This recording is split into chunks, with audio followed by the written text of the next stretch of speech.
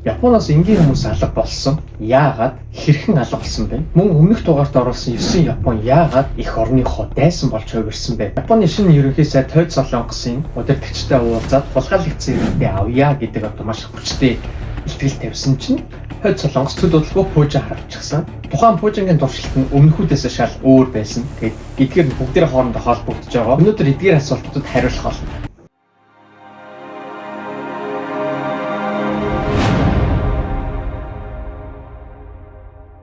За, сайн байцгаана уу? Буйнаа байна. За, ойрын хугацаанд болохоор Японы улс төрд маш сонирхолтой зүйлүүд болоод байгаа. Ялангуяа шинэ гарсан ерөнхий сайд Тойд Солонгос удирдагчтай уулзъя гэдэг санал тавьсан. Үүний зорилго нь болохоор эх орондоо эргэж ирээгүй хулгайлагдаж алга болсон 12 хүний амь настай холбоотой сэдв байгаа. Такаичи ерөнхий сайдын илтгэлдээ хэлсэн нэг үг нь маш олонний анхаарлын төвд ороод байгаа. Тэр нь болохоор би арга сонгохгүй гэж хэлсэн байгаа. Тэгээд утгачлаад хэлэх юм бол бид бууж өгөхгүй иргэдээ буцааж авахын тулд юу ч байсан хамаагүй хийнэ гэдэг утгыг бол шууд агуулж ирсэн. Энээс нь хамаараад шууд мэдээний сайтууд болон SNS дээр Япон иргэд нь өөрсдөө Япон баг ингээд дайнд орох юм шүү. Асуудлууд хөндөгдөх юм шүү. 50-ны асуудлаас болоод бас хятадтай дайнд болохоор харилцаа маш муу байгаад байгаа. Энэ талаар бас дараа ярина.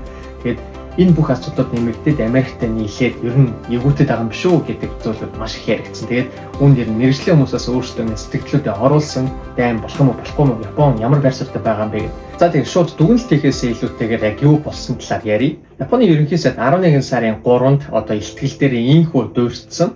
Хулгайлалтын асуудлыг шийдвэрлэхийн тулд манай улс бие даан үйлдэл хийх нь хамгийн чухал бөгөөд би ямар нэгэн арга сонгохгүй.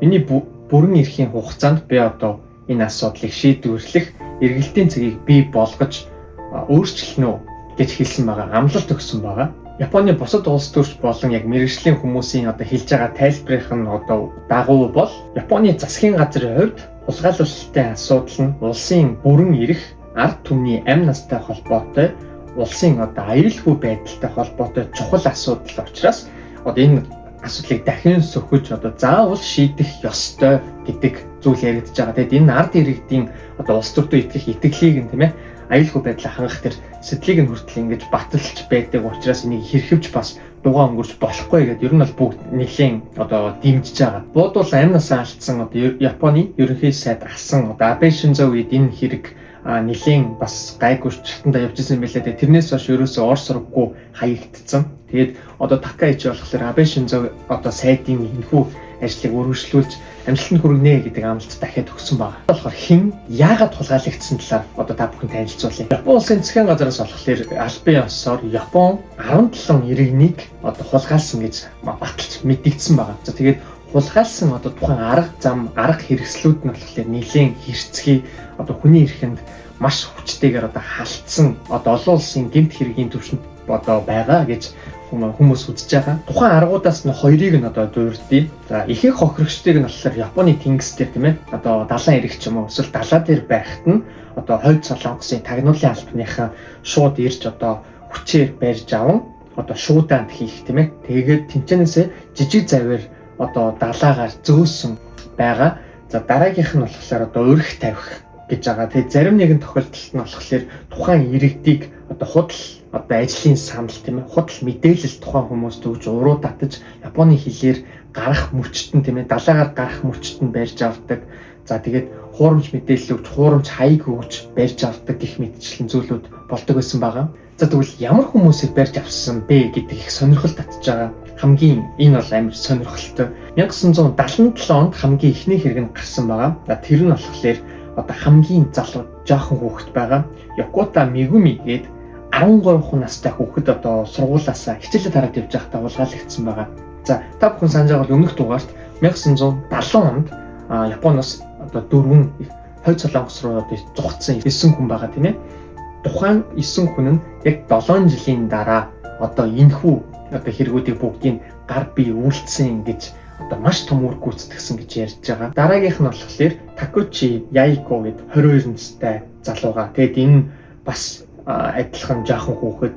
За дараагийнх нь болохоор хос байгаа. За Хасуика Кайро Чимура Фукуэ гэдэг 20 болон 23 настай хосууд байгаа. Тэгээ эдгээр нь бүгдээрээ сурагчид оюутан байсан ба дэлгүүрт ажилладаг байсан. Зөв энгийн цагийн ажил хийдэг энгийн л ард иргэд байсан. Хулгайлсан шалтгаан нь болохоор японжуулах тагнуулын зорилготой. За юу гэсэн үг вэ гэхээр Япон хэл, ёс заншлыг Япон соёлыг хойд Солонгосын тагнуулын алба болон цэрэг болон хүмүүст зааж сургах, дасгах зорилготойгоор тухайн хүмүүсийг хулгайлсан. Яагаад гэж бодож байгаа бол тухайн тагнуулчдыг болохоор өмнөд Солонгос буюу энгийн Солонгос болон Япон руу ямар ч аюулгүйгээр нэвтрүүлэх. За тэгээд Япон улсын соёлыг нэлээд ингээд мэддэг хүмүүсийг оруулж нэлээд ингээд тагнуулынхаа үйл ажиллагааг өргөтгөх зорилготойгоор Япон иргэдийг хулгайлсан гэж байгаа. Бичлэгний эхэнд хэлсэн өмнөх дугаарын Ёдого хэрэг гэж байгаа Япон улсын үндэсний дайсан болсон 9 залуу эдгээр хүмүүс нь болохоор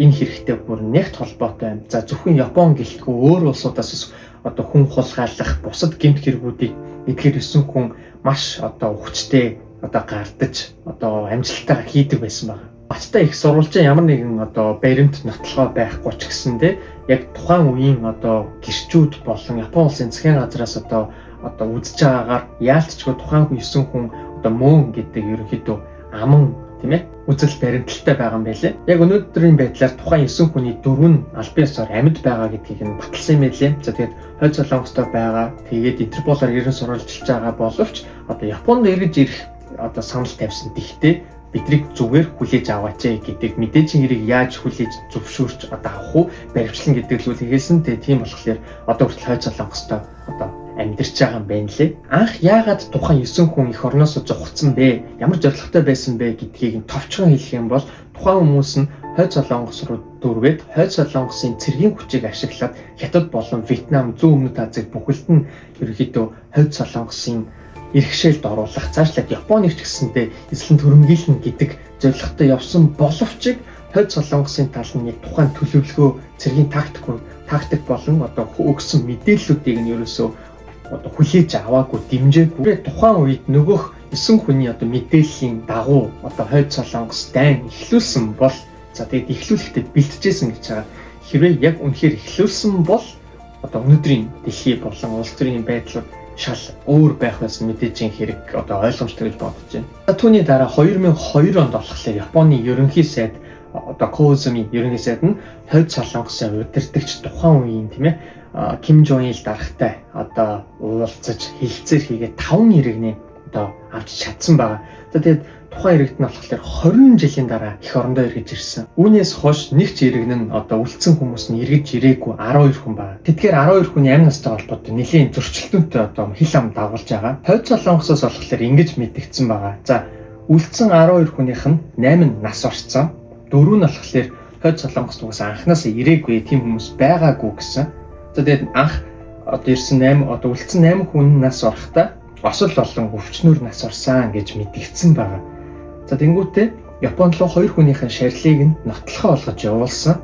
Тэгсэн чинь Японы тал яаж мэдэгдсэн бэ гэсэн чинь 12-лаа амьд байгаа.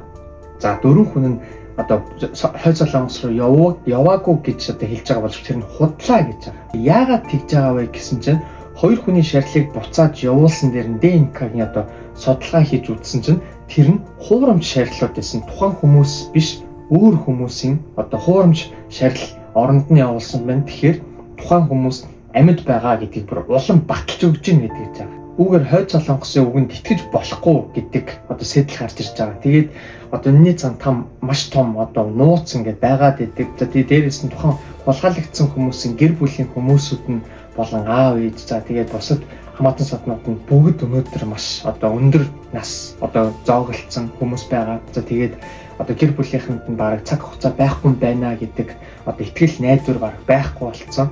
Тэгээ Японы засгийн газар амлалтаа хүргэнэ биелүүлнэ гэдэг бас хэлээд идэг. Тэгээ яг яах юм бол тийм ээ.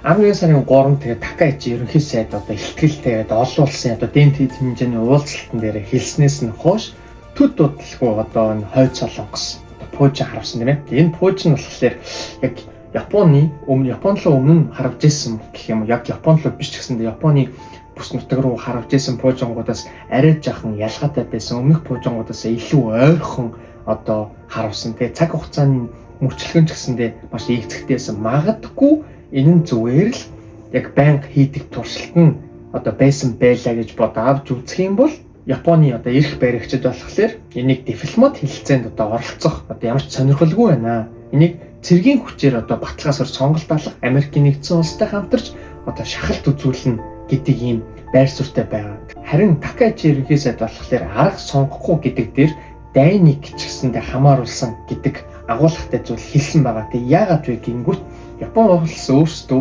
гадаад руу дайрах одоо үндсэн хуулиндаа хориотой байдаг тийм ээ.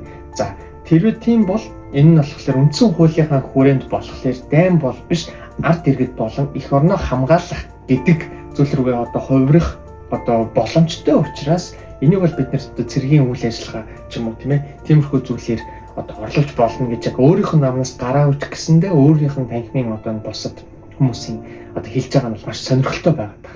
Нөгөө талд нь цөөнх нь болохоор за энэ бол дипломат хэлэлцээг сэргээх зорилготой туйлын хатуу сүрдүүлэхээ. Энийг ард иргэд минь бити буруугаар хүлээж аваарай. Энэ бол дайныг одоо турхирах гэсэн, дайн руу одоо хөтлөх гэсэн одоо сүрдүүлэг бол биш ээ гэж тайлбарлаад байна. За эцэст нь дүгнэлт хэлэхэд болохоор Такаичи ерөнхий сайдын хувьд одоо энэ санал нь 12 иргэдийг одоо авчрах дээр гэр бүлийнхнийх нь хувьд одоо сүүлийн найдвар байгаа. Маш бага цаг хугацаа үлдсэн одоо аав ээж ах дүү төрөл төрөсөд нь болохоор өөрсдийнх нь гэр бүлийн хүмүүс одоо дүү нэрийгээ хүүхдүүдээ харахад ерөөсөө хэдхэн жилийн их ерөн цаатлын хугацаа байгаа. Тэгээд амлалтандаа хүрч чадахгүй бол маш том өөрийнх нь карьерийн хувьд ч тэр улс төрийн хувьд ч тэр Япон улсын одоо дэлхийн эзлэх байр суурийн хувьд ч тэр маш одоо үн цэний алдна. Бас тэр ойлгомжтой. 40 жилийн хугацаанд үргэлжилж байгаа энэ хэрэг нь болохоор сүүлийн 20 жилийн хугацаанд таг гаццсан зогсоогоо байдалтай байсан. Тэгээд энэ 20 жилийн одоо хөдлөөгүй энэ урагшгүй байдлыг өөрчилж чадахгүй юу гэдгийг одоо харах үйлдэл. За тэгээд эх орноос урвсан 9 хүний хувьд болохоор эх орныхоо эсрэг маш олон гэмт хэрэгүүдийг хийсэн, одоо зэвсэг наймаалсан, хүмүүсийг хулгайлсан, зөвхөн Япон гэлтгүй Европт ч тэр одоо захиалгат аллах эдэр хийжсэн гэд маш бүтггүй хүмүүс гэж хэлж болно. За тэгээ дээрээс нь тухайн 9 иргэнийг болохоор бас гэр бүлтэй болгож Хойд Солонгост удаахын одоо тулд Хойд Солонгосоос дахиж тухайн тэр 9 хүний ирснийхэн дараахан эмэгтэйчүүдийг бас авчирсан. Тухайн ижил үзэл баримталтай хүмүүсийг авчирч хооронд нь хүчээр гэр бүл болгоод хүчээр гэхээс илүү те аргагүй тийм ээ. Аргагүй ихэнд угаасаа гэр бүл болоод хүүхдтэй болоод Хойд Солонгост ерөнхийдөө өөрсдийн жижиг тосгоноо байгуулсан. Тэгээ тэрнээс нь гэр бүлийнх нь үр хүүхдүүдээс нь Японд эргэж ирээд одоо жишээ нь ээж аавынхаа одоо нэрийг одоо бариад тодорхой хэмжээнд ялаа идэлээд явж байгаа хүмүүс байгаа. За энэ 9 хүнээс нь их орондоо ирээд 20 жилийн ял идэлээд шоронгоос гарсан 2018 онд гарсан одоо жишээ нь хүнч байгаа гэх мэтчлэн. За тэгээд та бүхэн одоо юу гэж бодож байна? За Япон улсаас алга болсон энэ 12 хүний иргэний асуудал хэрхэн шийдэгдээсэй гэж та бүхэн хүсэж байна. Өнөөдөр болоод байгаа энэ амар гал ассан улс төрийн одоо том асуудлууд тийм ээ. Шинэ ерөнхий сайд гарснаас өдөр болгон баг энэ шин зүйлүүд өөрийнх нь танхимын сайдуудынхын тушаал шийдвэрүүд нь ингээл өдөр болгон маш сонирхолтой зүйл болоод байна. Тэгээ та бүхэн цаашдаа хэрхэн өрнөх бол юу болох бол гэж одоо бодож байгаа өдөр бодлоо комент бичээрэй. За тэгээд өнөөдрийнхөө бичлэгийг энэ хүргээд дуусгая. За тэгээд дараагийнхаа бичлэгээр удахгүй уулзцгаая. Тэгээ миний бичлэг таалагдсан бол лайк дараад subscribe хийгээрэй.